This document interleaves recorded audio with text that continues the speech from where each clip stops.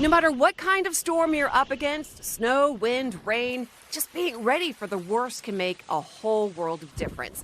Consumer Reports says it starts with one simple assumption: plan to lose power. With more extreme weather, you never know when you might need your generator. So it's a good idea to wheel it outside every few months, fire it up, and make sure that it starts. You also want to store plenty of gasoline and use fuel stabilizer. If you don't have a generator, consider investing in a portable model, like this recommended one from Briggs & Stratton. NCR's test, it delivered more than enough power for a typical home. And remember, never run a generator in an enclosed space. Keep it outside, at least 20 feet from your home. Point the exhaust away from any open windows, doors, and vents.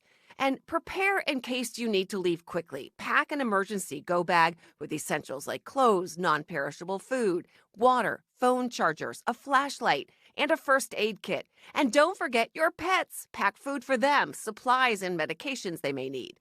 Make a plan for the long term. For the longer term, consider setting up an emergency fund and reviewing your homeowner's insurance policy.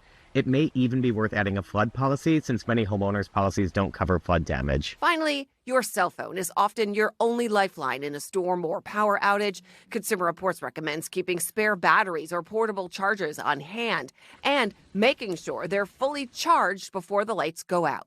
Susan Hogan, News 4.